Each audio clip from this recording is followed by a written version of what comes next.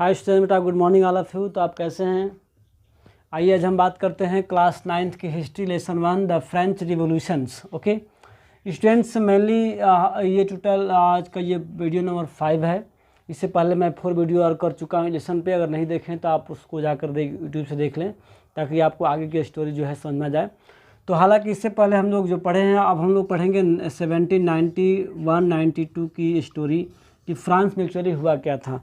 तो after revolution जो है फ्रांस में आपको पिछले वीडियो में बताया गया है कि जो यहाँ पर मोनार्कियल मतलब इलेक्टेड मोनार्कियल गवर्नमेंट बनी, यानी कि जो मोनार्क रहेंगे लेकिन गवर्नमेंट के अंडर में या इलेक्टेड बॉडी के अंडर में कंट्रोल रहेंगे, यानी उनकी पावर को रिड्यूस कर दिया गया, पावर को उनको मतलब लिमिट कर दिया गया था।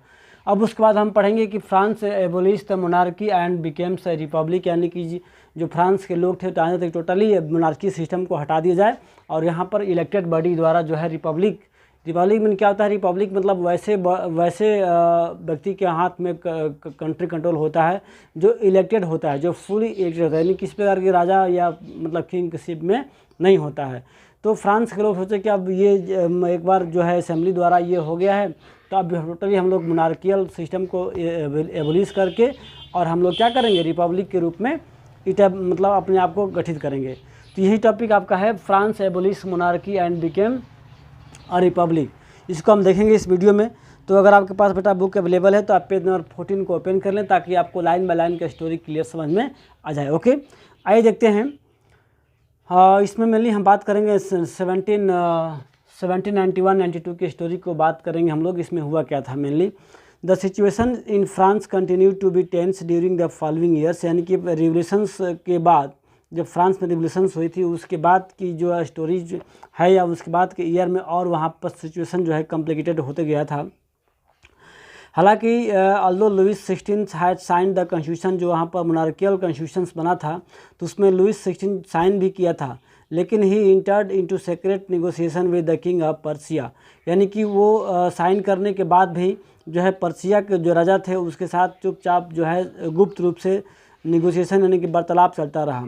Rulers of other neighbouring countries too were the worried by the developments in France and made the plans to send troops to put down the event that had been taking place there since in summer of 1789, यानी कि 1789 में जो घटना France में हुई थी, जो revolutions हुए थे, तो फ्रांस के जो अगल बगल के जो पड़ोसी राज्य थे, जो पड़ोसी राजा थे, वो भी वर्रित थे, चिंतित थे कि कहीं ऐसा ना हो कि हमारे यहाँ के लोग भी क्या करें, रिवोल्यूशन कर दें और अपने आप को एक तरह से डेमोक्रेटिकली इटेब्लिश करें।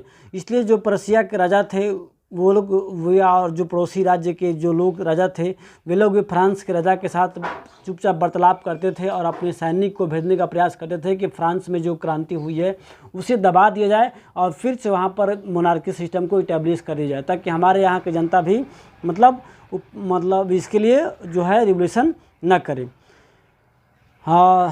Before this could happen national assembly voted in April 1792 to declare war against the Persia and Austria. हालांकि जब ऐसा ये देखा गया या शंका हुआ कि भाई पर्सिया और ऑस्ट्रिया के लोग जो है क्या कर सकते हैं, दंगा कर सकते हैं, रिवोल्यूशन कर सकते हैं, तो फिर से वहाँ पर नेशनल असेंबली द्वारा वहाँ वोट कराई गई 1792 में। Okay, thousands of volunteers strong from the provinces to join the army, और इसमें हज़ारों की संख्या में जो वॉलंटियर्स यानी कि जो स्वयं सेवा देने वाले सैनिक होते हैं उन्हें वॉलंटियर्स कहा जाता है, वो हज़ारों की संख्या में सैनिक को लेकर के उन राज्यों पर जो है अटैक किया गया। They saw this as the wars of the people against the king and the aristocracy, और ये वार था, इसको लोगों का युद्ध देखा गया राजा और पुराने ख्यालात यानी कि निरंकुश शासन के विरुद्ध में इस वार को देखा गया।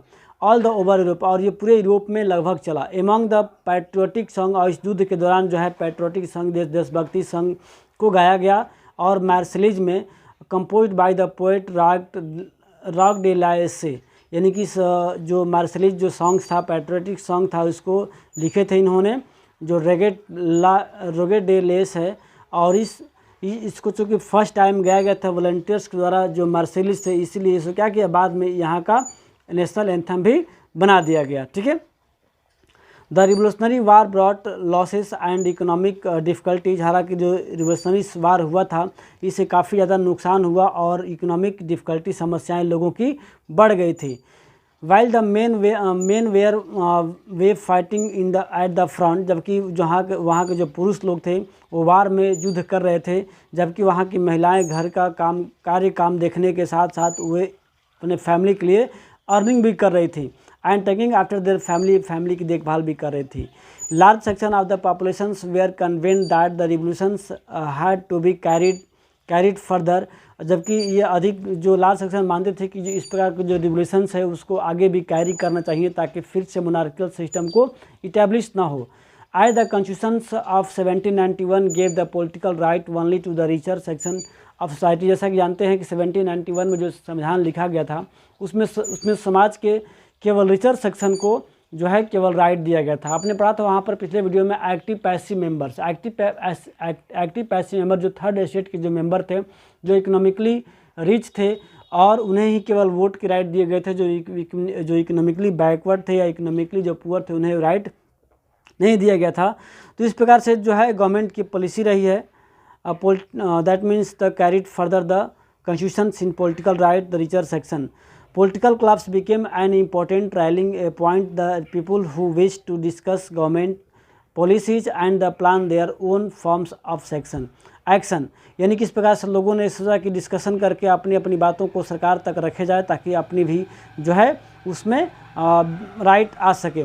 The most successful of the clubs that was the Jacobins. आपको पता ही है कि इसमें सबसे इम्पोर्टेंट जो जैकोबिन क्लब्स के लोग थे या जैकोबिन क्लब्स था उसमें इसका जो मतलब वो थे क्या बोलते हैं कन्वेंट ऑफ द सत जैकोब्स इन पेरिस, यानी कि इसका जो स्टार्टिंग जो है जैकोब्स पेरिस के माध्यम से हुआ था। Women too who had been active throughout this period from their own clubs, यानी कि औरतों का भी इसमें जो है क्लब्स बनाया गया जो औरतें एक्टिव थी। हालांकि अभी भी औरतों को राइट वोट के लिए नहीं दिया गया था, लेकिन जो फ्रांस की औरतें थी वे लोग भी अपने राइट को लेने के लिए उन्होंने भी क्लब बनाई थी। इसको हम लेसन 4 में पढ़ेंगे कि वो लोग भी अपने अधिकारों को लेने के लिए क्लब्स बनाई थी, एक्टिव भी हुई थी और रिवोल्यूशन भी की, जिसको बोलते हैं वोमेन रिवोल्यूशन के नाम से पढ़ते हैं। इसको पढ़ेंगे। The members of Jacobin clubs belong mainly to the less prosperous section. जो जैकोबिन क्लब्स के मेंबर थे उसमें से खासकर जो थर्ड स्टेट के जो कम धनी लोग थे, कम इकोनॉमिक वाले लोग थे वैसे थे, जिसमें इसमें स्मॉल शॉपकीपर्स थे, आर्टिसियन थे, शू मेकर थे, पेस्ट्री कुकर्स थे, वॉच मेकर थे, प्रिंटर्स, ये सब सर्वेंट वगैरह जो है डेली वेजेज वर्कर थे। यही सब क्या थे जैकोबिन क्लब से मेंबर थे। आता है कि what do know about Jacobian clubs. यहाँ से इंपॉर्टेंट क्वेश्चन का एक आंसर हो जाता है कि जैकोबिन क्लब्स में कौन कौन से लोग थे। जैकोबिन क्लब्स में कम धनी मनी लोग थे, जिसमें आपको शॉपकीपर, छोटे मोटे दुकानदार, वॉच मेकर, प्रिंटर्स वगैरह भी जो डेली वेजेज वर्कर वाले यही लोग थे। Their leader was Maximilien Robespierre. आता है कि हु वाज मैक्सिमिलियन रोबेस्पायर। तो Maximilien Robespierre is the head of the Jacobin clubs. ठीक है, जैकोबिन क्लब्स का हेड या नेता कह सकते हैं मैक्सिमिलियन रोबेस्पायर था। A large group among the Jacobins decided to start wearing a long strip trousers similar to those worn by the dock workers. यानी कि जैसे इन्होंने एक डिसाइड किया, इन्होंने एक तरह से कह सकते हैं यूनिफॉर्म जो है लागू किया कि हमारी एक अलग पहचान बने। इसमें आप देख सकते हैं फिगर में दिया हुआ है साइंस कॉटन्स क्लब, यानी कि लंबे धारी वाला जो है ट्राउजर्स उसको पहनाया गया, उसके ऊपर जो है टॉप कैप लगाया गया। This was to set themself apart from the fashionable section society. यानी कि इसका एक पहचान था कि हमारे सोसाइटी में जो फैशनेबल जो वर्ग है उससे हम अलग हैं, अपने आप को अलग रखने के लिए इस तरह की ड्रेसेस जो है उन्होंने वियर किया। स्पेशली नोबेल्स हु वोर कीन ब्रीच, यानी कि जो खासकर जो नोबेल्स के लोग थे उन्होंने नी ब्रीच को पहनते थे, उससे अलग रखने के लिए इन्होंने अपने आप को एक डिफरेंट टाइप का ड्रेस जो है स्टार्ट किया। It was a way of the proclaiming the end of the power wielded by the wearers of the knee breeches. जो नी ब्रिंचेज पहनते थे उनसे अपने आप को एक अलग पहचान बनाने के लिए इस प्रकार के ड्रेस जो है यूज करते थे। The Jacobins came to be known as the sans culottes and literally means those without the knee breeches, यानी जैकोबिन क्लब्स के लोग जो है सैन क्लॉटर्स को पहनते थे। इसका मतलब था कि भाई वो नी ब्रेंचेज पहनने वाले लोगों से, यानी कि जो नोबेल्स थे उससे अपने आप को अलग मानते थे। Sans culottes men wore the addition in red caps, इसके अलावा जो है वो सर पे अपने रेड कैप्स को भी पहनते थे। वो एक तरह से लिबर्टी को सिम्बलाइज कर, लिबर्टी को इंडिकेट करते थे, जबकि वुमेन अपने सरों पे इस प्रकार की कोई पहचान, कोई पगड़ी वगैरह नहीं बांधती थी। In summer of 1792 Jacobin plans and instructions of the large number of the Parisians who were the angered by the short supply and the high prices of food. हालांकि 1792 में जो जैकोबिन्स क्लब की जो प्लानिंग के according जो है बहुत सारे लोगों की जो लोग जो है एंग्री भी होते थे, मतलब वहाँ पर प्राइसेस जो है काफ़ी ज़्यादा बढ़ गए थे और जो है फूड ग्रेन्स शॉर्टेज हो गए थे। उसी प्रकार की 10 अगस्त को एक मॉर्निंग का समय वहाँ पर एक तरह से वार का माहौल बन गया था। Stormed at the place of tourist and measured in the Kings guard, और वहाँ पर जो किंग थे उसके गार्ड्स को मार दिया गया, बंदी बना लिया गया, और जो है राजा को भी क्या किया गया, मतलब बंदी बना करके उसको होस्टेज कर दिया, यानी कि नज़रबंद कर सकते, बंदी बना लिया गया था। इलेक्शंस वेयर हेल्ड, फिर इलेक्शंस हुआ। From now on all men of 20 years and above regardless wealth got the right to vote, यानी कि फिर से वहाँ पर इलेक्शंस हुआ। लेकिन इलेक्शंस में क्या किया गया, पहले जो था एक्टिव पैसिव का था कि केवल धनी मनी लोग ही वोट करेंगे, लेकिन फिर से जो इलेक्शंस हुआ उसमें सभी जो 21 ईयर्स के जो लोग थे, या केवल पुरुष यानी कि औरतों को नहीं, केवल मेन जो 21 ईयर्स के थे, चाहे वो धनी हो या गरीब हो, उन्हें वोट का राइट दिया गया। उसके अकॉर्डिंग वहाँ पर वोट हुआ। The newly elected assembly was called the conveyance. देखिए पहले क्या, नेशनल असेंबली के द्वारा कहा गया, जो पहले इलेक्शन होता था मोनार्कियल और नेशनल में, तो उससे कहा गया था नेशनल असेंबली, लेकिन अब उसका नाम दिया गया कन्वेंशन, ठीक है, जिसमें केवल इलेक्टेड बॉडी ही पार्ट का काम करती थी। On 21 September 1972 it abolish the monarchy and declare France a republic, यानी कि 1792 में एक तरह से कंप्लीट मोनार्कियल सिस्टम को मतलब एबोलिश कर दिया गया, उखाड़ फेंक दिया गया, और वहाँ पर रिपब्लिक जो है गवर्नमेंट को इस्टेब्लिश कर दिया गया। यानी कि व्हेन फ्रांस गॉट रिपब्लिक, तो ऑन 21 सितंबर 1792 को, याद रखना है डेट को। As you know A republic is from the government where the people elected the government including the head of the, यानी कि रिपब्लिक कहने का मतलब है रिपब्लिक गवर्नमेंट वो होता है जिसमें कि जो हेड ऑफ जो गवर्नमेंट होता है वो इलेक्टेड होता है लोगों द्वारा, ठीक है। There is no hereditary monarchy, और यहाँ पर कोई वंश परंपरागत ऐसा नहीं कि राजा का बेटा फिर राजा होगा, ऐसा कुछ नहीं है। जो इलेक्टेड होगा वही वहाँ पर का गवर्नमेंट बनेगा, इससे क्या बोलते हैं, republic. You can try and find out the some others countries, that means यहाँ पता करना कि इसमें और ऐसे कौन से कंट्री है जहाँ पर। तो लुइस 16 वाज सेंसेंग, लुइस 16 को उसको बंद कर दिया गया मृत्यु देने के लिए, मतलब उसको कर दिया गया, और पब्लिकली उसको जेल में बंद करके ऑन 21 जनवरी 1793 को उसे पब्लिकली क्या कर एक्सक्यूट कर दिया गया, उसको मार दिया गया। And Place de la Concorde में, and the queen Marie Antoinette met with the same fate shortly after, यानी कुछ समय बाद उसकी औरत को भी, उसके वाइफ को भी क्या किया गया, मार दिया गया। अब यहाँ पर आता है next point, the rain of the terror, the rain of the आतंक का काल। आप ये देखते हैं, इसको एक अलग माहौल से देखते हैं। आप 1793 के बाद और 94 में फोग शासनकाल था, या जो पीरियड था उसे बोलते हैं रेन ऑफ टेरर, यानी कि आतंक का समय, आतंक का काल।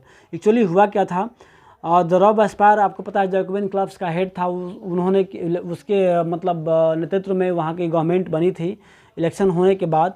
तो Robespierre followed the policy and several control and the punishment, यानी कि जो रॉबस्पायर की पॉलिसी थी वो काफ़ी ज़्यादा हद तक कंट्रोल करने वाली थी और पनिशमेंट थी, यानी कि बात बात पे क्या करता था, हमेशा पनिशमेंट की बात करता था और किसी को पनिश भी देता था। ऑल दोज हुम ही सा बीइंग एनिमीज, और किसी को भी इस रिपब्लिक का अगर शत्रु मानता था या शत्रु की तरफ बिहेव कर देखता था तो उसको डायरेक्ट पनिश करता था।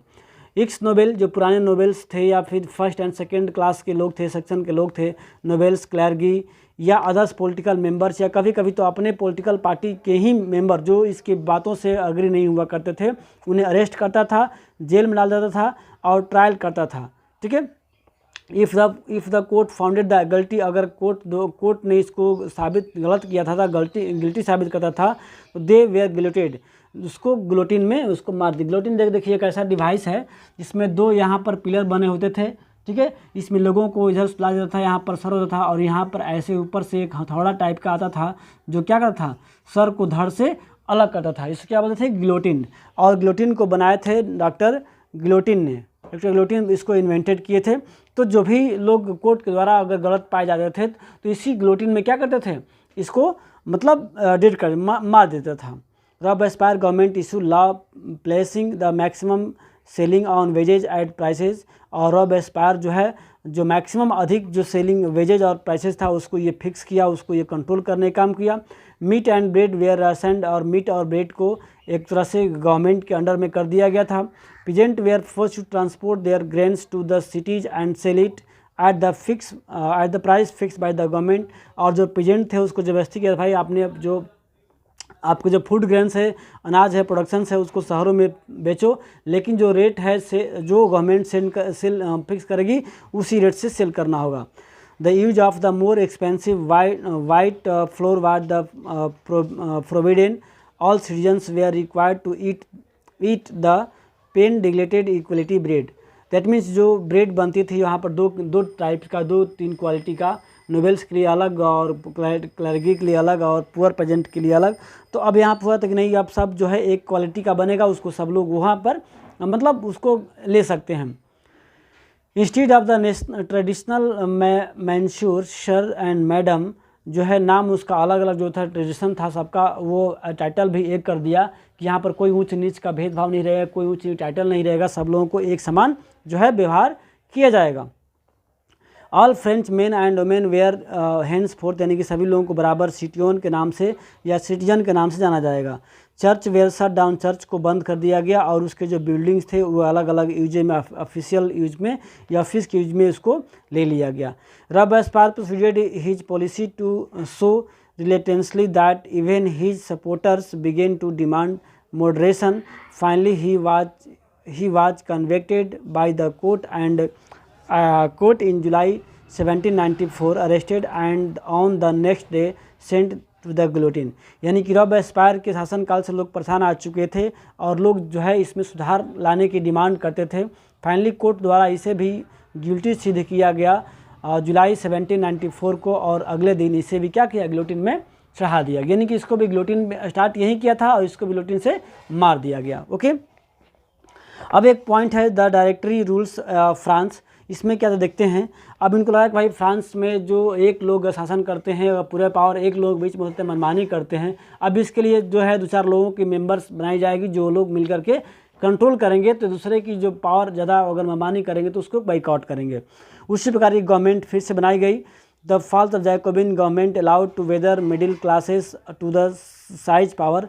जो आपको पता है जैकोबिन क्लास में केवल मतलब जो पुअर लोग थे उन्हीं की जैकोबिन क्लब्स का मेंबर थे और वही लोग गवर्नमेंट को कंट्रोल करते थे। लेकिन जैकोबिन के मरने के बाद जो है थोड़ी सी जो वेल्दियर पर्सन थे, यानी कि मिडिल क्लास में जो धनी मनी लोग थे, उनके हाथ में पावर आया। फिर से संविधान को लिखा गया और new constitution was introduce which denied the vote to the non propertied section of society. और संविधान बनाया गया फिर से, और ये दिया गया जो गरीब लोग हैं उन्हें वोट देने का राइट फिर से वापस कर लिया गया। It provided for 2 elected legislative council, और 2 यहाँ पर लेजिस्लेटिव काउंसिल को इलेक्टेड करने के लिए बनाया गया जो कि इलेक्ट्री को अपॉइंट करेंगे, जो डायरेक्टरी को अपॉइंट करेंगे। And the instituted made by the 5 members, और प्रत्येक काउंसिल में 5 मेंबर्स होंगे। और this was the meant as a safeguard against the concentration of the power in one man executive as under the Jacobin. जैसे Jacobin class में क्या रॉबेस्पायर के पूरे पास पावर था, उसको दोबारा रिपीट ना होने के लिए 5 मेंबर्स बनाए गए ताकि सभी लोग मिलकर के कोई भी क्या करें, डिसीजंस लेंगे। However the directors often clashed with the legislature council who then shout to dismiss them, यानी कि ये भी चल नहीं पाया, चूँकि इसमें 5 मेंबर थे तो पाँचों दूसरे से क्या करते, लड़ जाते थे, पाँचों की जो व्यूज़ था, पाँचों का जो वो विचार थे दूसरे से क्लैश करते थे, इसलिए भी ज़्यादा चल नहीं पाया और ये पॉलिटिकल इंस्टेबिलिटी ज़्यादा दिन तक नहीं रहा था। ठीक है, तो फिर से एक हुआ, इसको लेकर के एक directory paved by the way of the rise of the military dictator Napoleon Bonaparte, और ये इस प्रकार से जो है एक नेपोलियन बोनापार्ट जो है मिलिट्री डायरेक्टर था, उसका शासन जो है स्टार्ट होता है। इसको हम पढ़ेंगे आगे लास्ट में। Through all the changes of the from the government the idea of the freedom और equality before the law and the fraternity remain inspiring idea motivated political government France in rest of Europe during the following country, यानी कि इस प्रकार से France का जो revolutionary movement था या फिर जो है वो पूरे यूरोप में धीरे धीरे स्टार्ट हो चुका था। इसको हम देखेंगे नेक्स्ट वीडियो में कि ओमेन ने अब क्या किया था, नेक्स्ट वीडियो में पढ़ेंगे नेक्स्ट पार्ट को। तब तक के लिए गुड बाय।